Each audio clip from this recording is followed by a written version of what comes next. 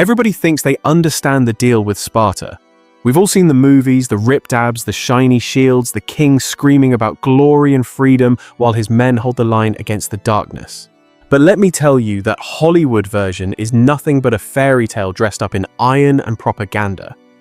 The real Sparta wasn't built on some noble idea of bravery. It was built on a dark, calculated breeding program that rivals the worst dystopias we see rising in 2026. We are talking about a state-run machine that usurped the authority of the Most High to decide who gets to live, who gets to mate, and who gets thrown off a cliff into the abyss before they even learn to walk. This isn't your typical war story family. Not really. Yes, there were battles. Yes, blood was spilled on the ground. But the true demonic nature of Sparta didn't manifest when the swords were drawn. The real horror happened long before that. Behind closed doors, right in the bedrooms and the birthing rooms where life is supposed to be sacred. It happened in the cold, unfeeling hands of the so-called elders, inspecting a newborn's spine, checking its legs, judging its cry, deciding in mere seconds whether that child was worth keeping or if it should be discarded like trash. Every single boy who survived that initial inspection was not raised by a loving family. He was manufactured by the state. And every girl who survived that culling had one future waiting for her. She was to be a vessel to produce the next batch of soldiers or be deemed completely useless to the state apparatus. In this system, love was considered a defect. Mercy was looked at as a disease. Individuality, the unique spirit given by the Creator, was something to be hammered out of you before you even turned 7 years old. The warriors the world celebrates today weren't forged by courage or righteousness. They were forged by a system so brutal, so utterly godless, that it would make most modern people sick to their stomach if they truly comprehended it. We are looking at generations of selective pairing, state-approved reproduction, shared wives, stolen children, and a training program designed not to teach boys how to fight, but to completely erase who they were and replace it with a programming code the government could use. Tonight, we are going to tear this myth apart piece by piece and expose the roots of this beast system. From the moment a Spartan infant was held up for judgment through the organized trauma of their childhood, straight into the cold mathematics of their wicked breeding laws. We are going all the way to the final chapter, when the very machine Sparta built to make itself invincible became the exact thing that destroyed it. You see, the system that created perfect soldiers couldn't create a society that survives. You cannot build a future on death. And that inevitable collapse is the part of the story nobody wants to talk about. Before we go deeper into this truth, drop your city and country in the comments. I want to see where the remnant is watching from. And if this kind of uncensored history is what you've been looking for, make sure you subscribe now. You are locked in with the best dark history breakdown on the planet, where we don't shy away from the ugly truth. Sparta didn't rise from olive groves and philosophy circles. It rose from the ashes of conquest and brutal subjugation. Beneath that polished image of warrior excellence sat a terrifying reality that looks a lot like the plantation systems of history. The Spartans were actually outnumbered in their own land.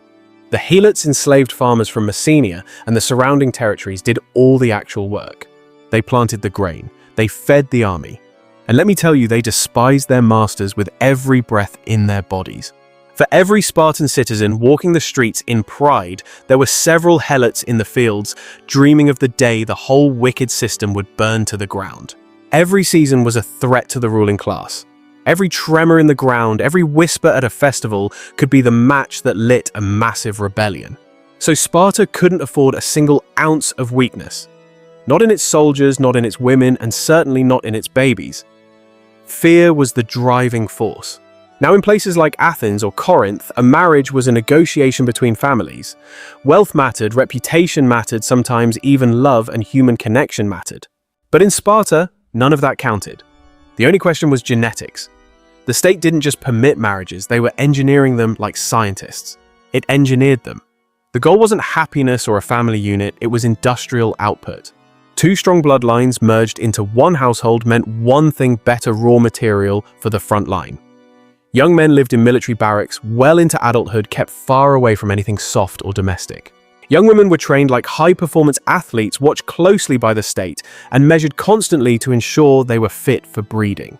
Every union was evaluated against a single cold standard: Will this pairing produce a son who won't flinch when a Persian spear is aimed at his throat? That is why Spartan weddings horrified the rest of Greece. A groom didn't court his bride with gifts and poetry like a normal man. He married late, sometimes past 25, after years of sleeping on hard wooden planks with other soldiers. On the wedding night, the ritual was bizarre. The bride's head was shaved and her dress was stripped. She was made to look as masculine as possible, twisting the natural order. The husband would sneak into the room after dark, stay briefly to do the deed, and then vanish back to the barracks before sunrise. Greek historians found this absurd, but Sparta had done the math on human psychology. Keep contact rare, keep the carnal desire high. Every encounter becomes charged and purposeful for the state's goals. In their twisted minds, urgency produced stronger children. Comfort produced nothing but weakness.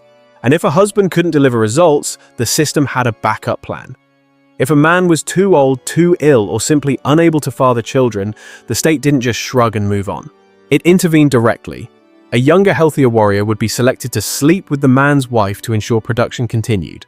This wasn't treated as a scandal or adultery. It was treated as a service to the state. The younger man was donating his strength to the nation. The older man kept his name, his home, and his status. The woman had absolutely no say in any of it. Her opinion wasn't part of the equation. Her body was viewed as infrastructure. Her womb was public property. Once a woman was pregnant, privacy disappeared entirely. Her belly wasn't a personal milestone or a blessing, it was an ongoing evaluation by the state. You have to understand that the surveillance state is not a new invention of 2026. Back then, the entire neighborhood acted as the eyes of the system, monitoring every calorie she consumed, every workout routine, and every private habit she formed. While the rest of the world tried to keep their women hidden and modest, the Spartan system flipped the script, forcing these women into the open to train like soldiers, throwing the javelin, sprinting until their lungs burned, and engaging in hand-to-hand grappling that would make the hypocritical leaders of other Greek cities gasp in horror. But you see, Sparta was never concerned with morality or modesty. They were obsessed with efficiency and results. The system believed that a muscular woman with wide, powerful hips was simply a better factory for production, ensuring a safer delivery, and in their twisted eugenics philosophy, creating a thicker, genetically superior infant. The spiritual boundary between being a free citizen and being used as a mere breeding instrument didn't just get blurry in this culture. It was completely erased, setting the stage for the kind of biological control we are seeing rise again in the modern world. On the surface, it looked like progress because a Spartan woman could hold the title to land, speak her mind in the public square, and even influence the political chessboard. But do not be deceived, every single one of those privileges was hanging by a single fragile hook. Her value was calculated solely by what her body could contribute to the military-industrial complex of that day. Then came the moment the child arrived. In almost every other culture in the ancient world, and indeed in the eyes of the Most High, childbirth is a sacred spiritual event. Usually the family would gather around, prayers of thanksgiving would go up to the heavens, and a spirit of relief would fill the room. But in Sparta, the first scream of a newborn baby wasn't a cause for celebration. Joy. It was the beginning of a cold bureaucratic audit. You have to realize that this baby did not belong to its mother or its father in the eyes of the law. That child was the property of the state. And just like the systems of control we warn against today, the state demanded immediate, tangible proof that this new life was worth the investment of food and resources. The infant was snatched up and carried to a public hall, likely the place known as the Lesh, where a council of stony-faced elders sat waiting in judgment. These men weren't healers, they weren't doctors, and they certainly weren't midwives with a heart of compassion. They were the supreme judges of life and death, and their verdict allowed for absolutely no appeal. They scrutinized the biological vessel with a cold eye, checking the symmetry of the limbs, the width of the chest cavity, and the power behind the cry. Some of the ancient records reveal a terrifying detail. The baby was not bathed in warm, cleansing water to soothe its spirit, but was submerged in undiluted wine. The theory was a primitive form of chemical testing, believing that a sickly or weak body would go into seizures or collapse under the shock of the alcohol. Whether this is literal history or a dramatized memory, the spirit behind it is undeniable. It is the principle that should haunt us in these last days. This was a society that absolutely refused to let nature or the creator take its course. It demanded visible physical proof of power and utility before a child was even a few days old, rejecting the weak to build a master race. If a baby looked solid, if it screamed with the rage of a warrior, it was handed back to the parents. But don't mistake this for a happy reunion. It was a sentencing. This one is allowed to live. And realize that this child's life script had already been written by the elite's total obedience, a life of pain and an eventual death in war. But if those elders saw something they didn't like, a crooked limb, a cry that sounded too weak, or a body that didn't fit their genetic template, the gavel came down and the verdict was final. The parents were programmed to accept this judgment without a single word of argument. The state claimed absolute godlike authority over who had the right to exist within its borders. In that moment, the child ceased to be a son or a daughter in the eyes of the system. It became a rejected product, a manufacturing error to be discarded. The ancient writers describe a place of horror called the Apathetes, a jagged, desolate gorge near Mount Taygetus. The infants deemed unworthy by the state were carried to this place of skull and bone and left there. The official government language called it exposure, a deceptive term meant to suggest they were letting the elements and the gods decide the fate of the child. But everybody knew what exposure really meant when you leave a newborn on bare rock in the freezing cold. It meant premeditated death. I want you to hold that image in your mind not as a Hollywood movie scene, but as a daily routine of a godless empire. Imagine the father walking down a dirt path toward the mountain of death, carrying a bundle wrapped in cloth that barely stirs his heart, hardened by the indoctrination of his city. Think of the mother told to stay inside the house, or perhaps allowed to watch from a distance as her own flesh and blood disappears over the ridge, never to be seen again. Look at the neighbors who see this abomination happen and say absolutely nothing. Because in a totalitarian system, saying something means you are questioning the authority of the state. And we know, just as we see in the shifting culture of 2026, questioning the system means putting your own survival on the line. There was no trial, no funeral ceremony, no grave to visit, just the quiet demonic consensus that a body failing to match the blueprint has no right to breathe God's air. Over time, that consensus didn't even feel like cruelty to them. It began to feel like common sense, like necessary logic for the greater good. Showing compassion for the weak was treated as an act of treason and disloyalty to the strong. If you grieved too openly for the murdered innocent, you were identified as the problem. So the people stopped grieving to protect themselves. They changed the vocabulary to hide the sin. They said the baby was returned to nature, instead of admitting the ugly truth that they had killed their own child on the altar of the state. That silence, that suppression of truth, shaped the psychology of every single child who managed to survive the selection process. A Spartan boy grew up with a haunting knowledge in the back of his mind that he might have had brothers or sisters who never came home from that judgment hall. A Spartan girl might hear her mother's voice crack just once late at night, weeping over an infant she was forced to surrender to the beast system years ago. But these memories weren't allowed to breed empathy or love. They were weaponized to harden the heart. The message was, you are alive only because you were strong enough to survive the test. Do not waste this chance. Do not embarrass the state. From the moment a child could understand the spoken word, their existence was entirely conditional.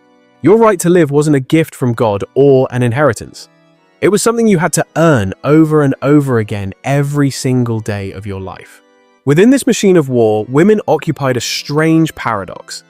When you compare them to the women in Athens or Thebes, Spartan women appeared to have remarkable autonomy and power. They held deeds to property, they inherited vast wealth. They walked the streets freely without needing a male escort to watch over them. But listen closely, every one of those freedoms was just a leash dressed up as liberty. Their primary function, their only real purpose, was to manufacture the next generation of warriors. Their intense athletic training, the running the javelin, throwing the wrestling, none of that was for their own health or fulfillment. It was intense conditioning for brutal childbirth and the production of genetically superior offspring. Their glory did not belong to them. It was merely reflected glory from the state. A mother's highest honor in this twisted culture was a son who died fighting for the empire. A wife's greatest pride was a husband who came home dead on his shield. We have recorded words of Spartan mothers handing their sons a shield before they marched off to war, telling them cold-bloodedly, "Come back carrying this or be carried on it." Win or die. There was no third option for mercy or retreat. And you have to realize these mothers weren't just parents. They had been transformed into the ultimate enforcers of the state's will. They were the initial handlers, the very first phase of the programming. Long before the state agents kicked down the doors to snatch these young souls away at the tender age of 7, the mothers had already laid the concrete foundation of their indoctrination. You have to understand the bedtime rituals in these homes weren't about sparking imagination or filling a child's mind with wonder. No, these were psychological conditioning sessions telling tales of warriors who had completely killed their ability to feel pain. They drilled into them the terrifying fate of the cowards, men who were publicly broken, stripped naked, shaved bald like cattle, and paraded through the streets as living examples of what happens when you don't comply with the system. The most dangerous weapon these women wielded wasn't a physical spear or a javelin. It was psychological warfare. It was the crushing, unbearable weight of shame. If a young boy fell and dared to let a single tear drop, he didn't receive comfort. He felt the stinging rejection of his mother's disappointment, a spiritual wound that cut deeper than any blade and refused to heal. And the girls? If they showed a hint of softness instead of hardened grit, they were verbally lashed with sharp reminders that their only purpose was to be factories' vessels, expected to birth the next generation too. Now don't get it twisted, there was love in Spartan homes, but it was a twisted, cold affection forged in iron. Tenderness was never allowed to override the crushing expectations of the state. In fact, the love they offered only increased the pressure. This entire demonic structure was locked into place by the economy. Every so-called free citizen sat on a throne built on a plot of land worked by the enslaved helots who suffered in the dirt. That stolen labor is exactly what funded his seat at the communal table, his position in the war machine, and his right to speak in the assembly of the wicked. But you have to see the bigger picture. The land wasn't just about wealth or resources. It was another layer of the filtration system, a mechanism to weed out the weak. If your harvest failed, or your slaves revolted and fled, and you couldn't pay your dues to the communal pot, you were finished. The system chewed you up and spat you out, stripping you of your citizenship. You were instantly demoted to the status of an inferior, stripped of your vote, stripped of your rank, and completely stripped of your identity as a man. As the generations rolled on, more and more families fell through the cracks of that unforgiving floor. The standards never lowered, and the number of true elites kept shrinking as the system cannibalized its own. So, when we really break down what Sparta did to its own people, throwing babies off the cliff at Mount Taygetus was just the opening ceremony of their wickedness. The entire civilization was a 24/7 eugenics program, a filtration system running non-stop. It started with infant inspections to eliminate anyone who wasn't physically perfect. Then came the marriage policies designed to strictly control the bloodlines and eliminate anyone deemed genetically undesirable by the state's standards. Finally, the economic rules crushed anyone who couldn't keep up financially. With every passing generation, the circle of power got smaller, harder, and more isolated from the rest of humanity. They looked out at a world filled with slaves and rival nations, and they viewed themselves as a rare, pure alloy that had to be protected from contamination at any cost. They were so obsessed with this purity that they were willing to become so few in number that a single catastrophic battle could wipe their entire legacy off the face of the earth. Imagine the invisible spiritual weight packed into a Spartan childhood. Picture a young boy, maybe 5 or 6 years old, running through the dust with the other kids. On the surface, he laughs, he plays, he wrestles. He looks like any other innocent child in ancient Greece living his life. But his spirit is unsettled because he hears things whispered, terrifying conversations about the infants who didn't pass the inspection and were discarded. He notices his father is a ghost in his own home, always at the barracks, never present. He sees the cold calculation in his mother's eyes when he stands up after a brutal fall without crying. That brief flash of approval means more to him than any hug ever could. And deep down he knows a massive shift is coming. Everyone has warned him. The prophecy over his life is clear. When he turns 7, the city is coming to collect him. He'll be ripped from his mother's arms and handed over to a pack of strangers. Nobody calls it kidnapping. They dress it up with words like education and honor. But we know it's systematic trauma. Even at 6 years old, he can feel the truth heavy in his chest. His entire world is about to be shattered, and he has absolutely no power to stop the machine. Listen, if you've made it this far through the breakdown of these breeding programs and the cold mathematics of a society that treated human beings like inventory, you aren't here for entertainment. You are watching this because you understand that real history, the truth they hide, is brutal and it doesn't flinch. This channel exists specifically for people like you, the remnant who are waking up to the patterns. We established a membership community called The Lineage for viewers who don't just consume these stories, but who want to stand in the gap and protect the truth. If you believe that dark history and the hidden things of the past deserve to be exposed with precision, depth, and zero compromise, then The Lineage is your tribe. It is exactly where you belong. Members get early access to the new investigation's exclusive content and the knowledge that they are the reason these stories aren't getting softened or censored for the algorithms.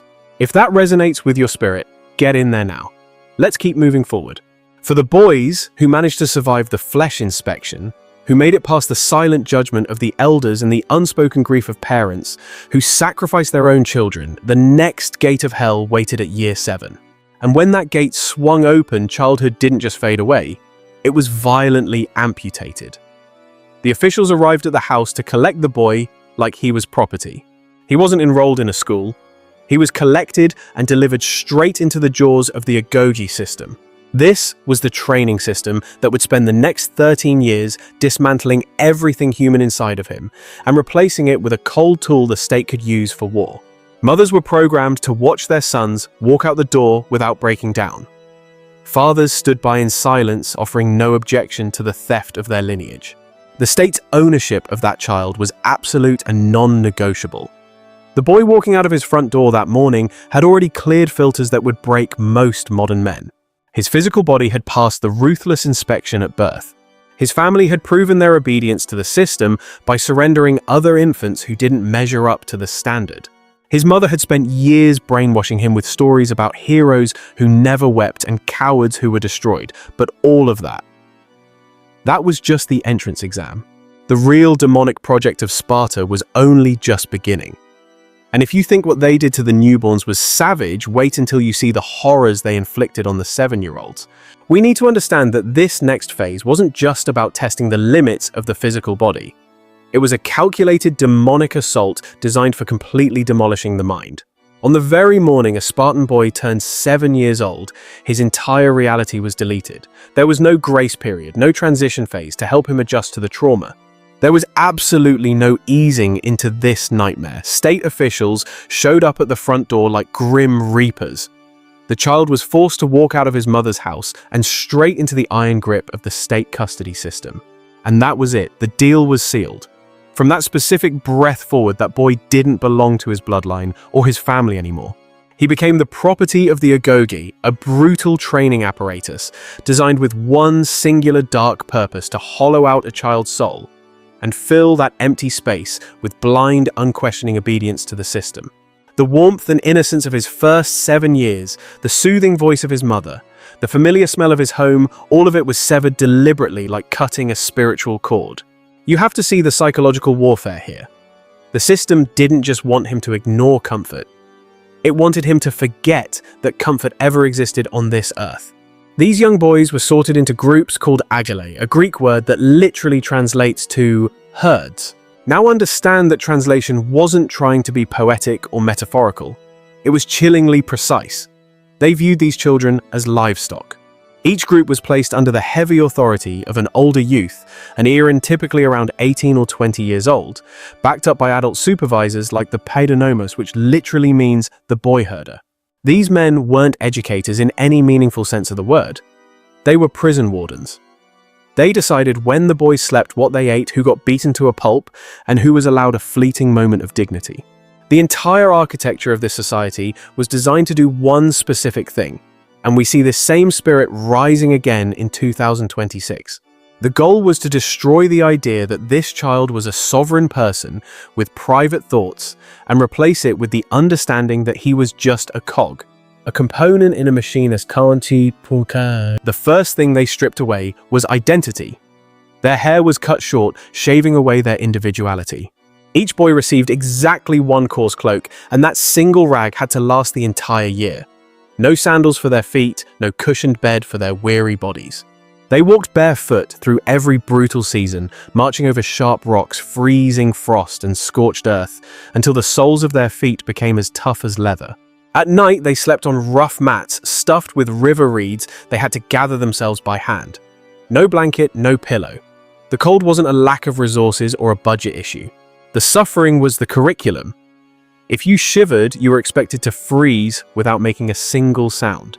If you dared to mention the cold out loud, you just signaled to the whole group that you were breakable. And then there was the food, another weapon of control.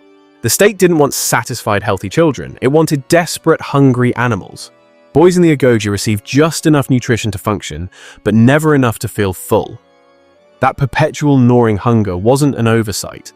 It was the central mechanism of their programming. The instructors openly encouraged the boys to steal food whenever the opportunity arose. But this rule had a razor blade hidden inside it. If you were caught, you were whipped mercilessly. Not for the crime of stealing, but for the incompetence of being bad at it. The message was surgical and precise. Sparta rewarded cunning deceit and destroyed carelessness. There was absolutely no pity for the boy who got caught palming a loaf of bread. In the twisted eyes of the system, his suffering was his own fault for lacking the necessary skill to deceive. This single rule turned every waking hour into a predator's game. An unguarded plate, a basket of figs on a cart, a scrap of dried meat near a kitchen, it was all a test. Everything became a target, and the boys learned to watch each other just as closely as they watched their prey. Because if one was caught, the entire group could face collective punishment for failing to stop him or for not splitting the stolen goods. The Agoge used hunger as a weapon to force tactical thinking, but more insidiously, it was used to normalize betrayal among brothers. Your safest move was either to steal perfectly without a trace, or to let someone else take the risk and then join in the punishment when they failed. Helping the hungry was considered dangerous and subversive. Siding with the system against the unlucky was the only path to survival. Later Greek writers passed down sharp, haunting images from this demonic world. The most famous of these is the story of a boy and a stolen fox. A young Spartan conceals a live fox cub beneath his cloak to hide his theft. When the adults approach, he is too terrified to reveal the theft. The panicked animal begins tearing into his abdomen with its claws and teeth, eating him alive. The boy doesn't move, doesn't cry out, doesn't flinch. He stands perfectly still while the fox shreds him from the inside out until he drops dead. Whether this actually happened historically is almost beside the point. What matters is that Spartans told this story to their children as a model of excellence. They held this suicide up as the highest form of discipline, the willingness to die silently rather than admit weakness or expose the truth. From the outside, it reads as absolute madness. Inside Sparta, it was the gold standard of behavior. Speech was controlled with equal precision and brutality. Spartans became legendary across Greece for their clipped, brutal way of talking. The word laconic comes directly from Laconia, the region Sparta controlled. The Agoge drilled this style into boys from the start. Talking too much was seen as a massive liability. They were trained to hold their silence unless they could say something sharp, useful, or devastatingly efficient. During communal meals, adults would fire loaded questions at the boys to test their programming. What does courage mean? What is a citizen's duty? What do you think of this decree? A slow answer earned you humiliation. A stupid answer earned you a physical blow. An emotional answer earned you both. Over years of this trauma, boys learned to compress every thought into a handful of hard syllables and to say nothing at all when silence was safer than speech. The authority structure within the Agoge was not merely a chain of command. It was a carefully engineered pyramid of terror designed to distribute fear from the elite capstone all the way down to the foundation. While the Paidonomos and the adult overseers held the ultimate power to punish the boys for even the slightest infraction, they cunningly outsourced the dirty work of daily violence to the Irons. These were the older indoctrinated youths who had been activated and placed in absolute command of the younger, more vulnerable group, serving as the primary handlers for the next generation. These teenagers wielded an enormous unchecked amount of power with essentially zero accountability, creating a volatile environment where the whims of a compromised soul dictated the reality of the innocent. If an iron happened to be measured and fair, which was rare. The younger boys endured a harsh but survivable childhood. However, if that handler was cruel or possessed by a spirit of malice, those children lived in a state of perpetual grinding terror. The entire system was demonic in nature because it practically incentivized sadism, rewarding those who could shut off their empathy with positions of greater authority. Older boys who had spent years being humiliated, beaten, and broken often replicated that exact trauma-based programming on the ones beneath them, as violence was the only language of power they had ever been taught to speak. Inside this dark structure, you were left with only 3 distinct options for survival. You could be the designated victim who suffers relentlessly, or you could try to become invisible and fly under the radar. Or the most tragic path of all, you could choose to become the predator who inflicts suffering first, because in this beast system, there was absolutely no safe middle ground. Defending a weaker boy meant painting a massive target on your own back. Laughing when someone else was being punished became a survival mechanism, a dark signal of loyalty to the group and to the men running the program, proving you were one with the collective mind. The Agoge didn't just condition physical bodies for war. It was a psychological operation that rewired moral instincts at the deepest, most spiritual level. Kindness was viewed as a liability, and empathy became a dangerous vulnerability that could get you killed. In this twisted kingdom, loyalty flowed in only one direction.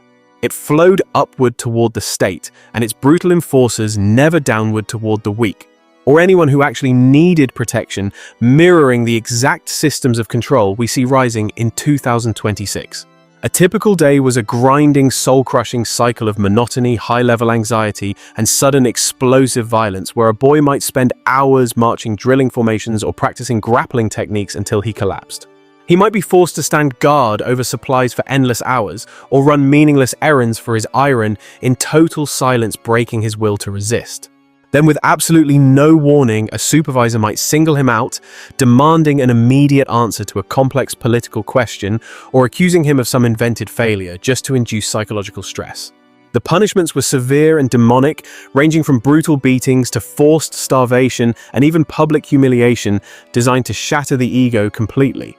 And there were no clear boundaries or rules to follow. You could be punished for speaking, punished for remaining silent, punished for moving too slowly, or beaten for being too eager. It was a no-win scenario. The randomness was the entire point of the programming. When you can never predict what triggers the pain, you eventually stop trying to understand it and enter a state of dissociation. You simply accept the lie that you are always wrong. And once you accept that broken identity, total obedience becomes easier than critical thought. Religion was folded into this brutality, seamlessly using spiritual rituals to cement the trauma, and one of the most disturbing events took place at the sanctuary of Artemis Orthia. At this pagan altar, a block of cheese was placed as bait, a symbol of a prize to be won through blood and suffering. Groups of starving boys were ordered to rush forward and seize it, but standing between them and the altar were adults and older youths armed with heavy whips ready to strike. As the boys charged into the fray, they were lashed relentlessly, but the goal of the ritual wasn't actually to prevent them from reaching the cheese. It was a test to see who could absorb the most physical punishment and keep moving forward like a mindless drone. Some boys collapsed under the agony. Some screamed out in pain, while others stood silent as their skin split open and blood ran down their legs onto the cold stone floor, hardening their hearts in the process. What makes this ritual truly nightmarish and reminiscent of the days of Noah is the audience. Parents were expected to attend, not to intervene or protect, but simply to watch. Mothers and fathers stood on the sidelines as their own sons were beaten to the very edge of consciousness, participating in the trauma of their own lineage. And they were supposed to cheer, to shout encouragement to the abusers, and to demand that their child endure longer, effectively handing their children over to the state. They shouted for them to push harder and show no fear, because a boy who quit too early or screamed too loudly didn't just fail a test. He humiliated his entire bloodline in the eyes of the system. Consider deeply what that did to the spirits of both sides involved in this transaction. The child learned in the most visceral way possible that his parents would not save him, while the parents learned to override every God-given instinct to protect their child, choosing instead to celebrate the very system that was destroying him. The lesson hammered into these boys every hour of every day was absolute and total submission to the hierarchy. They were taught that your body is not yours, your pain is irrelevant, and your fear is a defect that must be purged. The only things that matter in this mindset are following orders, holding your position in the matrix, and never disgracing the state apparatus. And this deep-level conditioning didn't stop at physical endurance. It also completely restructured where emotional attachment was permitted to exist within the human soul. The Agoge actively cultivated intense, unnatural bonds between the older and younger males to replace the family unit. Some were framed as mentorships where an established citizen would take a particular boy under his guidance, oversee his development, and essentially act as his handler, and take personal pride in his progress, but in many cases, these relationships carried a dark sexual dimension. This was part of a pattern of institutionalized pederasty that existed elsewhere in Greece, but in Sparta it took on a distinctly military and strategic function. From the state's perspective, these attachments were strategic moves to sever the boy from his natural origins and graft him into the collective. They anchored the boy's identity not to his childhood home or his father's house, but to his comrades and to an older figure who embodied everything the Spartan state valued. An insult to the state became an insult to the person whose approval meant the most to him, fusing his emotional well-being with the survival of the regime. A failure of discipline wasn't just a risk of punishment, it was framed as a betrayal of the man he admired above all others, creating a trauma bond that is nearly impossible to break. The result was a total redirection of emotional need, love, pride, and the hunger for belonging away from God and family and straight into the jaws of the beast system. Everything was systematically engineered to sever the root connection to the biological family and graft the soul directly into the military-industrial complex. A young boy might harbor secret lingering emotions for his mother and father, but make no mistake they were no longer his moral compass or his center of gravity. The barracks became his temple, his home, and his god. By the time these young men hit their mid-teens, the indoctrinated products of the Agoge program were already operating as a high-functioning internal security apparatus. They were the eyes of the state, monitoring the younger generation, enforcing compliance and carrying out orders with robotic precision.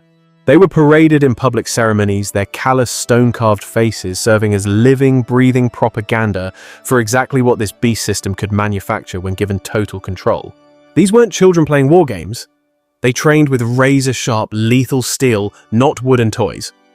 They were programmed to move as a single, terrifying hive mind, reacting to shouted commands instantly without a millisecond of hesitation or independent thought, and to chant the blood-curdling marching hymns that set the rhythmic heartbeat of a Spartan advance a frequency designed to instill terror. Their entire existence had been compressed into a traumatic, repetitive loop of mind control. Run until you vomit, drill until you bleed, eat barely enough to survive sleep in shifts and remain in a state of hypervigilance. There was absolutely zero margin left for a private thought, a quiet question about morality, or a single moment of genuine self-reflection or spiritual autonomy. Around the age of 20, a man supposedly became eligible for full admission into the adult warrior ranks. But let's be real, even then, his life was property of the state. He was still forced to consume every single meal at a communal table with his programmed peers. He could be blackballed and rejected from full citizenship if his mess group simply voted against him, effectively ending his life in that society. He might be legally married, but the state still demanded he sleep in the barracks, keeping him separated from the sanctity of the home. His wife, if he was assigned one, saw him only in stolen, fleeting moments, often creeping around after dark, like a stranger or a thief slipping through his own front door to avoid detection.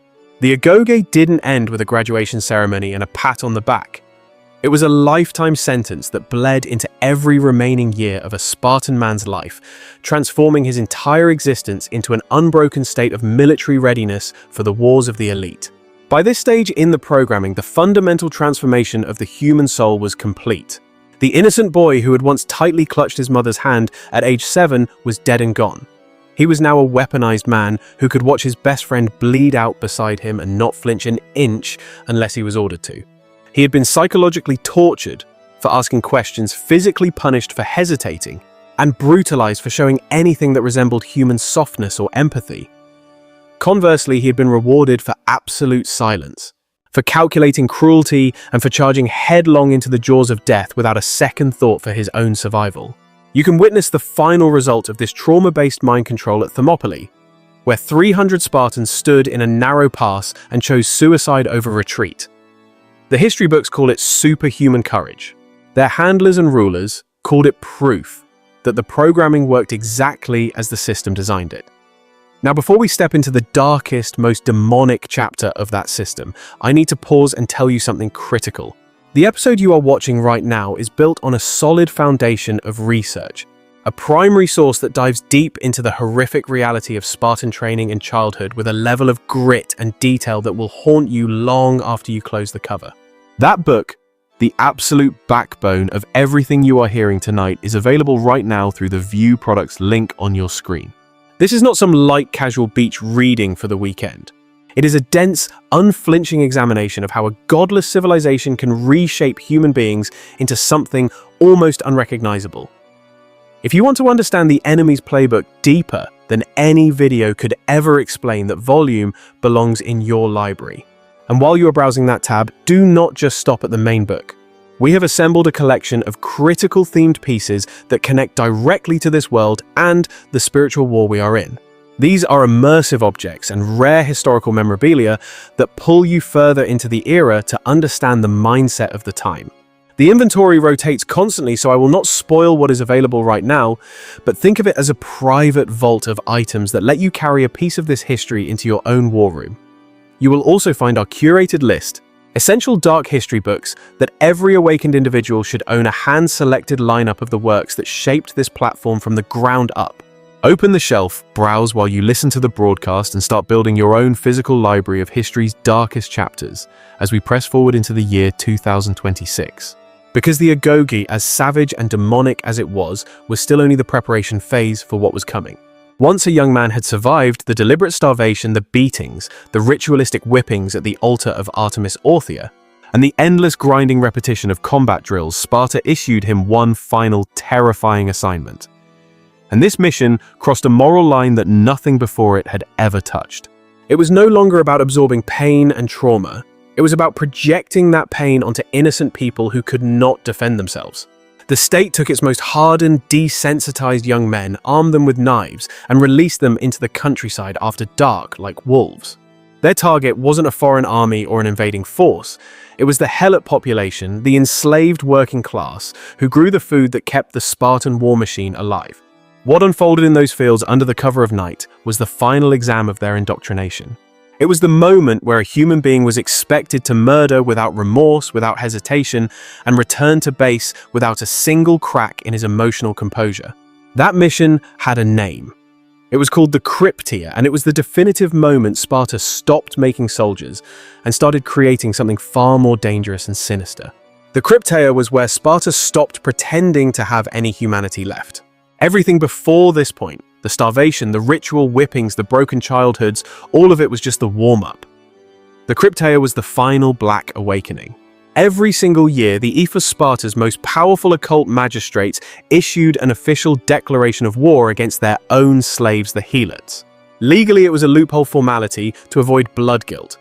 In practice, it was a state-sanctioned hunting permit. The government handpicked its most hardened young killers. The sharpest, deadliest blades the Agoge had produced armed them with nothing but daggers and the intent to kill and unleash them on the population. The ruling class dispatched their agents into the rural territories with a singular demonic agenda. Identify any member of the captive class who displayed the charisma or strength to spark a revolution and ensure he vanished from the face of the earth. These shadow operators did their dirty work under the cover of darkness, like thieves in the night. By day, they concealed themselves in trenches, behind ancient stonework and amidst the thickets bordering the farmlands waiting to strike. They were profiling the population, specifically looking for the men who carried the spirit of leadership. Those natural-born alphas who refused to break under the yoke of oppression.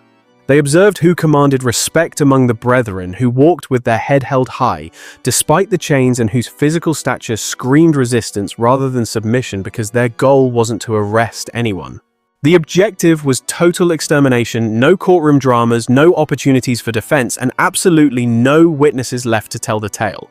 If a brother spoke with too much conviction, or if his shoulders were broad enough to carry the weight of a nation, or if his eyes burned with that undeniable fire of defiance, he was liable to disappear between sundown and sunup, leaving his family to wake up to a terrifying silence where a father and protector used to be.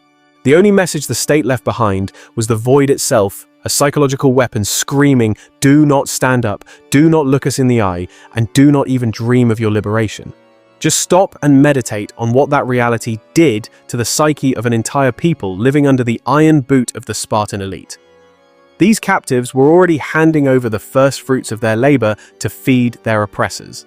They were already enduring ritualistic public shaming designed to strip them of their dignity and humanity. Historical records tell us they were forced to consume strong drink until they were stumbling, and sick solely so the Spartan youth could mock them and learn to despise the very image of the oppressed, but layered over that daily mockery was a silent, permanent spirit of terror. At any given moment in any season of the year, a demon in human form with a dagger could be lurking in the shadows right outside your dwelling. Judging whether your upright posture or your reputation in the community had signed your death warrant, you could never see it coming. There was no way to fight back against a ghost, and you couldn't even speak its name in public. This was state-sponsored terrorism woven into the very fabric of their daily survival. For the young oppressors holding the blades, this secret society was the final exam in a dehumanization process that began the moment they were snatched from their mothers at 7 years old. Now we know that taking a life in open warfare carries its own heavy burden, but at least there is a framework of combat to it. You are facing another armed combatant who is actively trying to end you, so there is a twisted sort of logic to the violence, however brutal it may be. But the targets of this secret war were not soldiers. They were farmers, walking home after a long day of toil, men sleeping in their own beds. People whose only crime was looking capable of greatness. To creep up behind an unsuspecting man and slice his throat requires a different level of darkness. The young Spartan had to completely extinguish that last flickering light of conscience within himself that screams, "This is murder." The government made it easy for them by rebranding this evil as civic duty and national security, brainwashing them to believe that hesitation was weakness and cold-blooded killing was the highest form of patriotism. By the time a man finished his rotation in these clandestine death squads, his internal moral compass had been completely rewired. The first body might have caused him to tremble, but the second one was much quieter on the soul. By the third kill, the applause from the elders and the validation from his peers had completely sanded down any jagged edges of guilt that might have remained. The entity that walked back into society was exactly what the Spartan state had spent 2 decades engineering in their laboratories of violence. A biological machine capable of delivering death on command without a second thought, without remorse, and without ever questioning if the order was righteous. That same psychological architecture that allowed a Spartan to hold the line at the Battle of Thermopylae and choose death over retreat was constructed in those dark fields upon the corpses of unarmed men who never stood a chance. This is the chapter of history that modern-day idolizers of this warrior culture conveniently gloss over when they try to emulate this spirit.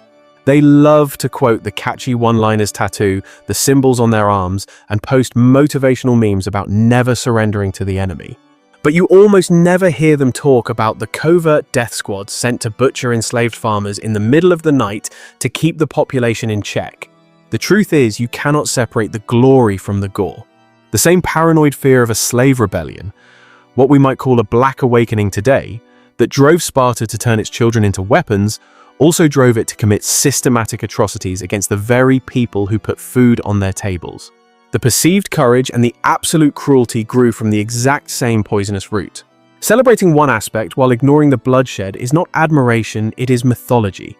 And for the surviving Spartan male adult life offered no escape from the beast system. Even after surviving the brutal training camps and the secret murder missions, there was no transition into a peaceful, normal life as we understand it. Until the age of 30, a man was mandated to live in the barracks and eat every single meal at a communal military mess hall. Being a member of one of these dining clubs wasn't a choice or a lifestyle option. It was the absolute foundation of his citizenship. Every man had to contribute a fixed quota of barley wine, cheese, figs, and meat from his estate.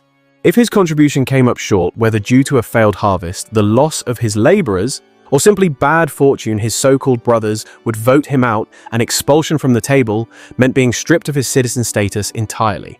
So even in the years when there was no active war, the pressure was unrelenting. A man had to drive his slaves hard to keep his estate productive. He had to maintain a facade of flawless discipline in the public square and satisfy the critical judgment of his peers in every single interaction. He was constantly being evaluated, whether in combat or in casual conversation, measured by how he ate, how he trained, and how he carried himself in the silence. One serious stumble, one failure to perform, could eject him from the elite class permanently, leaving him with nothing. A system eerily similar to the one we see forming in 2026. Underneath that polished veneer of Spartan brotherhood and enforced equality, there was a spiritual rot, a constant grinding frequency of high-level anxiety that permeated every single aspect of their lives. It wasn't peace, it was a pressure cooker. The real question haunting every mind was, who is part of the system, and who is about to be purged?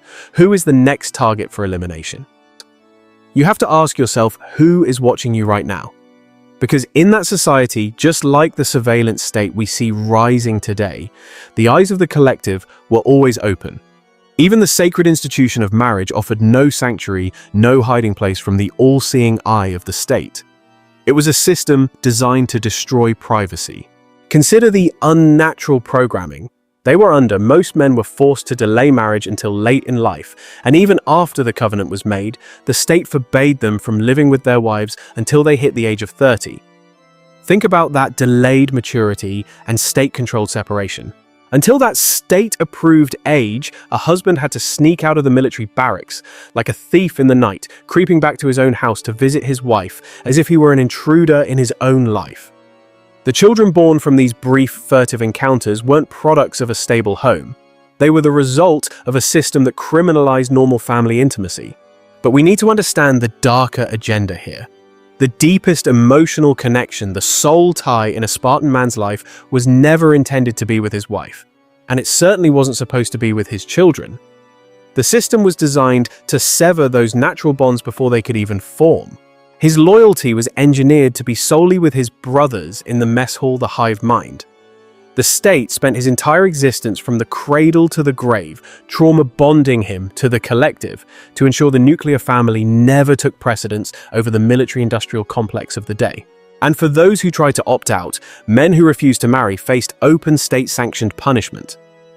In a beast system that viewed reproduction merely as a civic obligation to produce bodies for the meat grinder, remaining a bachelor wasn't just a lifestyle choice, it was an act of rebellion. It was treated as sabotage against the state. It was considered treason against the survival of the regime. They viewed non-compliance as a direct threat to their power structure, much like how modern dissenters are labeled today. The humiliation rituals were demonic in nature. Unmarried men could be dragged into the public square, stripped of their dignity, and forced to walk through the city in the freezing dead of winter, without clothing, singing songs that mocked their own existence. It was a psychological operation designed to break the will. They weaponized the youth against the old. Younger citizens were actually encouraged, programmed really to mock these men, to physically strike them, and to jeer at them in the streets. The lesson was blunt, brutal, and incredibly effective at enforcing conformity through social terror. The message was clear. If you will not produce offspring for the state to use, you are a parasite. You are useless to the collective, and we will make sure you feel the shame of it deep in your bones until you break. It was the ultimate form of cancel culture before the term even existed. And the women, they carried their own version of this heavy, demonic yoke into every single year of their adult lives. The spirit of the age did not spare the mothers. It corrupted them too. The same culture that granted them what looked like progressive freedoms, unusual property ownership, public speech, physical independence was just a golden cage. It was a bribe to get them to buy into a system that ultimately hated them. It reduced the value of a woman to a single cold metric, the biological quality of the sons she delivered for the war machine. She was a factory for the state, nothing more. Her worth was tied to her production capacity. A woman whose sons died gloriously in battle could walk through the city with her head held high, celebrated by the death cult. But a woman whose sons showed the slightest hesitation or self-preservation, she could be erased from social life overnight, treated like a leper. Many of the famous heroic sayings attributed to Spartan mothers are actually chilling evidence of a society without natural affection, mothers publicly disowning or shaming their own flesh and blood for failing to meet the impossible standards of the elite. This is what happens when the state becomes God. Whether every historical quote is 100% precise matters less than the spirit behind them. They reveal a culture where political ideology had completely overridden maternal instinct. A Spartan mother was expected to love the state so fiercely that she would rather see her son carried home dead on a shield than watch him live a long life if it meant being labeled a coward. It was a death worship that masqueraded as patriotism. For a handful of generations, this merciless blueprint appeared to work. It looked like success. The world looked on in awe, just as people marvel at efficient tyrannies today.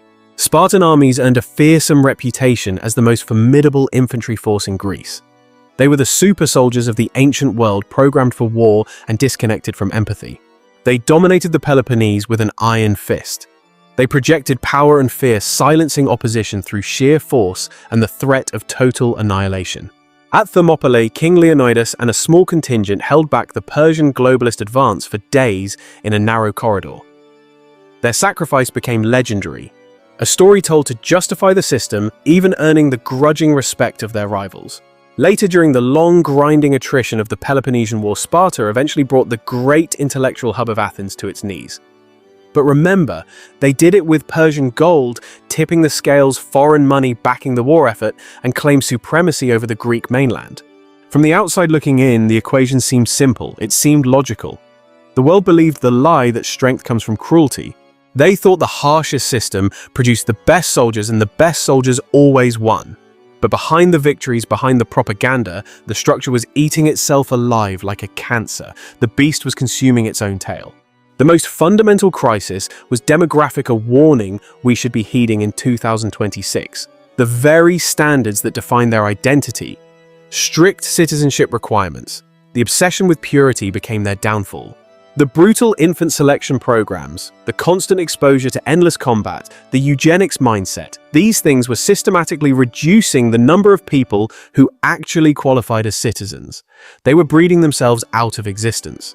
You couldn't hold status unless both parents were pure-blood Spartiates, and you maintained an equal land allotment worked by slave labor. It was an impossible standard to maintain over time.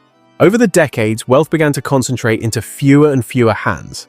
The middle class was hollowed out, leaving only the ultra-rich and the desperate, a pattern we are seeing repeat right now. Citizens who fell into debt or lost their plots didn't just lose money, they lost their humanity in the eyes of the state. They slid into lower classes, stripped of political rights, becoming ghosts in their own city. Births that cleared every genetic and social filter became increasingly rare. Battlefield deaths, natural disasters, and disease carved away at what little remained of the population. The judgment of barrenness had set in. By the 4th century BC, Greek writers were already sounding the alarm using the term oliganthropia, a critical shortage of manpower. The nation was literally running out of men. At its absolute peak, Sparta may have counted several thousand full citizens, a tiny elite ruling over a massive slave population. By the time of the Battle of Leuctra, estimates suggest barely 1,000 remained, possibly even fewer. The elite class had decimated itself through its own arrogance. Every soldier killed in action now left a gap that couldn't be filled. Every stillbirth, every infant thrown off a cliff for failing inspection, every family that lost its land, it all shrank the pool further. The death culture was reaping what it sowed. The machine designed to produce only the elite had succeeded so thoroughly that it was running out of people to operate the gears. It's a perfect picture of how evil eventually collapses under its own weight. And then, as often happens when a nation turns from the natural order, a catastrophe exposed the fragility for everyone to see. The judgment came suddenly. The earthquake of 464 BC hit like the wrath of God. A massive tremor tore through Laconia, leveling their military buildings and killing an unknown number of Spartans in an instant. The unshakable city was shaken.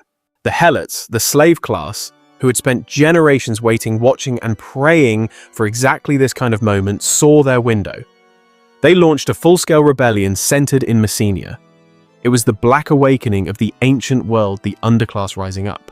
For a terrifying stretch of time, it looked like Sparta might be swallowed whole by the very population it had terrorized and abused for centuries. The fear shifted from the slaves to the masters. The city was forced to do something unthinkable, something that shattered their pride. They had to beg for outside help. They called on allies, including Athens, the very city they would later try to destroy to help them crush the uprising. They needed their enemies to save them from their victims. That request alone was a crack in the foundation that could never be repaired. The illusion of invincibility was gone. The so-called invincible state could no longer control its own enslaved workforce without globalist assistance. Yet in their pride, Sparta refused to adapt. They kept the helot system. They refused to repent. They kept the agoge indoctrination camps. They kept the rigid citizenship laws that were killing them. When the pressure mounted and the writing was on the wall, they didn't innovate. They doubled down on their own destruction. Does that sound familiar to you? They doubled down on their traditions, locking themselves into a spiritual stronghold of pride that finally reached its breaking point at the Battle of Leuctra in the year 371 BC. The Theban general Epaminondas stood face to face with a Spartan-led force that was operating under a strong delusion, believing in their core that they were untouchable and invincible in open combat. The Spartans deployed their standard military formation, the same old ritualistic patterns they had used for generations without ever questioning if the season had changed. You had the king and his elite warriors positioned on the right wing, the phalanx moving forward in that time-tested rhythm that had secured 100 victories, but Epaminondas refused to play by their rules or bow to their system. He massed his most powerful fighters on his left flank, creating an unusually deep column of spiritual and physical force aimed directly at the head of the serpent, the Spartan elite. At the same time, he deliberately held back other sections of his line, creating a trap. When the collision finally happened, it was absolutely devastating to the old order. That concentrated Theban left wing smashed into the Spartan right with a weight of glory and force that the traditional formation simply could not absorb. King Cleombrotus fell and the head was cut off. The legendary battle line, forged by generations of suffering discipline and man-made strength, broke apart completely under a new tactic it had never been trained to answer. When that right wing collapsed, the rest of the army unraveled right along with it, because Leuctra wasn't just a military defeat on a battlefield. It was the total destruction of an ideology, the shattering of a mindset that had exalted itself above knowledge and adaptation. It proved that a system built on perfecting one single approach, repeating it endlessly like a religious ritual and refusing to question it, could be dismantled by an opponent willing to think differently and move in a new way. The aftermath was catastrophic for the establishment. Thebes and its allies didn't just win a battle, they invaded the Peloponnese and struck at the root. They marched straight into Messenia and liberated the Helot population, establishing an independent Messenian state and breaking the chains of generational slavery that had fueled the empire. The land that had sustained Sparta for centuries, the fields worked by generations of enslaved laborers whose cries had reached the heavens, was severed from them permanently. Without that economic foundation built on oppression, the citizen body contracted even faster, proving that you cannot build a sustainable kingdom on the backs of the broken. Sparta continued to exist on the map, but its era as a dominant power was finished. Everything it had built rested on two pillars, a captive labor force and a narrow core of elite warriors, and both were crumbling. Once the laborers were freed by the awakening and the warriors were cut down by the judgment of war, the illusion faded. There was nothing left to project strength or intimidate the nations. Later Spartan kings like Agis IV and Cleomenes III recognized the decay and attempted radical reform to save the ship. They saw the diagnosis clearly. With open eyes, too few citizens, too much land hoarded by a greedy few families, and too much comfort corroding what remained of the old austerity. They proposed land redistribution and debt cancellation, trying to hit the reset button on the inequality that was rotting their society from the inside out. They called for a restoration of the ancient training, and some even tried to implement these changes by force, hoping to turn back the clock.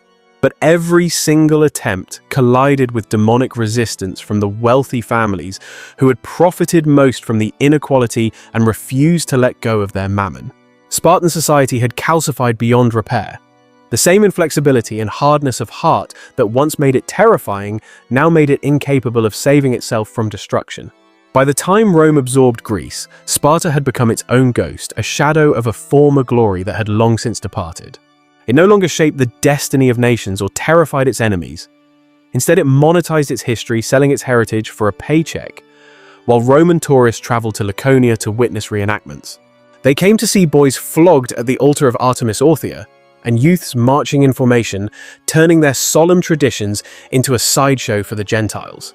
Displays of endurance and stoic silence, the rituals that had once served a lethal military purpose were now just performances staged for foreign audiences with deep pockets.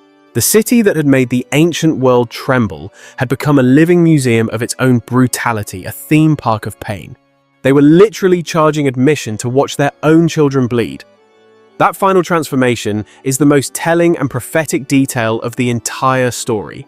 A civilization that tried to engineer flawless warriors ended up as a theatrical set performing its own cruelty for coins and applause, selling its soul for relevance. The boys still bled under the lash, the pain was still real, and the blood still hit the ground. But those blows no longer defended an empire or stood for a cause. They entertained visitors, and behind the spectacle, the population was a fraction of what it had been. Wealth was concentrated in a handful of estates while the people starved, and real power existed somewhere far away, leaving them hollowed out.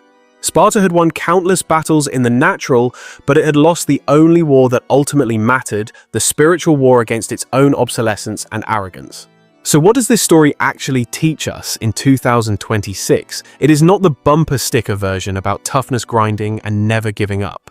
The Spartan system did produce human beings who could stare down a charging army and refuse to take a single step backward, showing immense fortitude.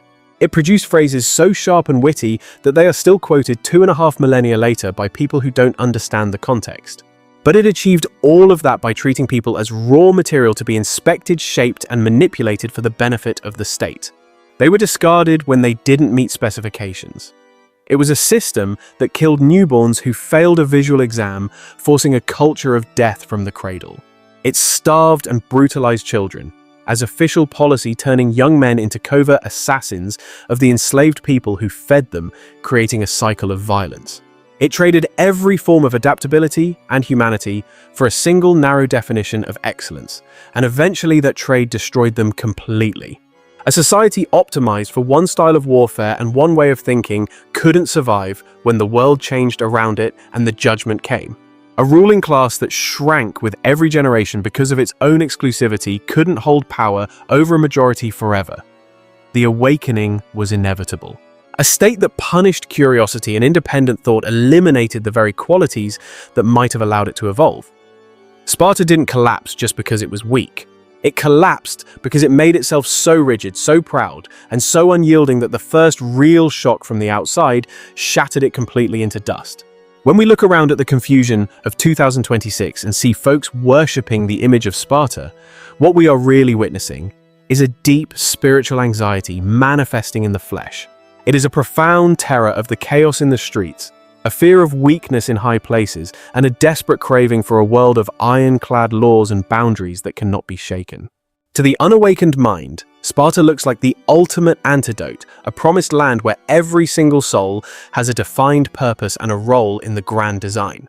A militaristic utopia where every threat is met with cold, absolute resolve, and where the spirit of hesitation is crushed before it can even take a breath.